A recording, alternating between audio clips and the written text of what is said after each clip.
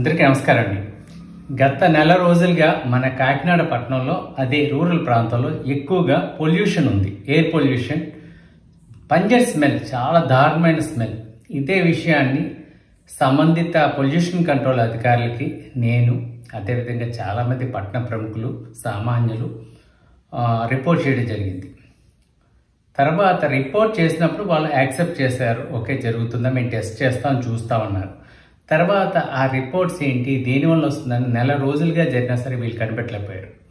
దీనికి కారణం ఏంటో మనకి తెలియదు, వాళ్ళకి తెలుసో కూడా నాకు తెలియదు.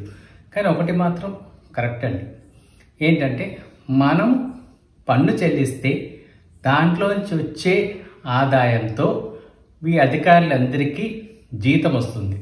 ఇది ఫర్ షూర్. ఎందుకంటే ట్యాక్స్ పేయర్గా అది మన పన్ను చెల్లించడం వల్లనే ఈ డిపార్ట్మెంట్స్ అన్ని వర్క్ చేస్తున్నాయి. ఈ డిపార్ట్మెంట్స్ ఎందుకు వర్క్ చేస్తున్నాయంటే మన సేఫ్టీ, మన భద్రత కోసం.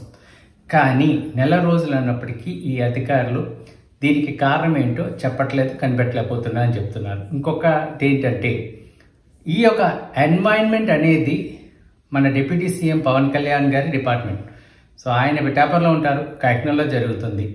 సో ఆయనకు కూడా ఈ స్మెల్ వచ్చే ఉండాలి, లేకపోతే ఆయనకు కూడా రిపోర్ట్స్ వెళ్ళి ఉండాలి. పవన్ కళ్యాణ్ గారు ఒకటి, మీ డిపార్ట్మెంట్, మీ ఒక పోర్ట్ఫోలియో ఎన్వైరన్మెంట్ మినిస్ట్రీ మీ చేతిలో ఉన్నప్పుడు మీరు 100% దీన్ని అరికట్టాలండి. ప్లీజ్ దయచేసి యాక్షన్ తీసుకోండి. మీరు కిడ్నీస్ కోసం చాలా పోరాడారు, కిడ్నీ బాధ్యతల కోసం మీరు ఎలక్షన్ ముందు చాలా పోరాడారు.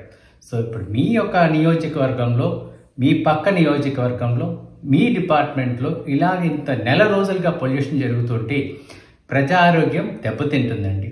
లాంగ్ టర్మ్ డిసీజెస్ రావడానికి ఛాన్సెస్ ఉన్నాయి. ఇది ఒక సైలెంట్ కిల్లర్.